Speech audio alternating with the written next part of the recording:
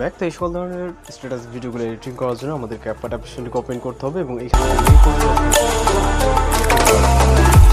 আর যে ম্যাট্রিক্সগুলোর প্রয়োজন হবে এগুলো সব কিছু আপনি ভিডিও ডিসক্রিপশনে পেয়ে যাবেন। তো এখান থেকে প্রথমে একটি ভিডিও ক্লিপকে সিলেক্ট করে এটাকে অ্যাড করে নেব। এরপর চলে যাবো আমরা ভিডিও ক্লিপসের এন্ডিংয়ে। এর আগে আমরা মিউজিক অ্যাড করে নেব জন্য অ্যাড অডিও, তারপর এক্সট্রাক্টেড মিউজিকটিকে সিলেক্ট করে এখান থেকে ইনপুট সাউন্ড ক্লিক করবো। আর ভিডিও ক্লিপসের এন্ডিংয়ে ওয়াটারমার্কটা অবশ্যই রিমুভ করবেন। দেন ফটো সেট করার জন্য প্লাস আইকন এবং এখানে ফটোস অপশনে চলে যাব।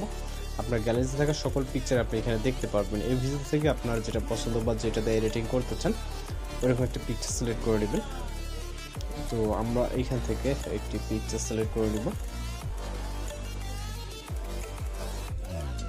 ওকে, সিলেক্ট করে এটাকে অ্যাড করব এবং এই রেশিও অনুযায়ী এটাকে ফুল ফ্রেম করবো এখান থেকে। ওকে, পারফেক্টলি।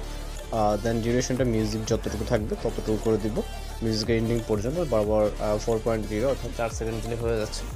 দেন এখানে একটা অ্যানিমেশন অ্যাড করবো জন্য প্রথম পিকচার ক্লিক করে এখান থেকে আমরা যেহেতু পিকচার একটাই আমরা অ্যানিমেশন থেকে কম্বোতে চলে যাব এবং এখান থেকে হিউজ পরিমাণে অ্যানিমেশন আছে। আপনি চাইলে আপনার ইচ্ছা মতো যে কোনো একটি অ্যানিমেশন সিলেক্ট করতে পারেন।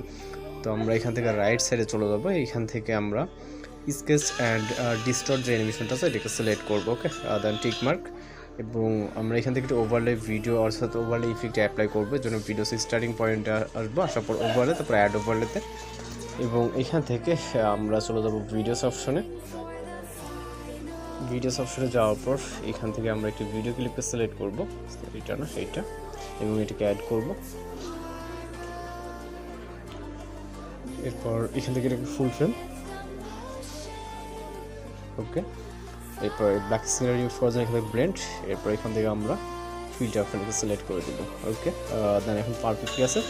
জাস্ট আমি এখান থেকে প্লে করে দেখবো, একদম পারফেক্টলি আছে। আপনি এইভাবে এই ধরনের ভিডিওগুলোকে মেকিং করে নিতে পারবেন।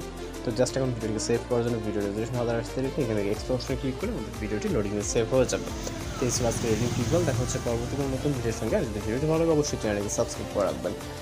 তো সকলে ভালো থাকবেন, সুস্থ থাকবেন।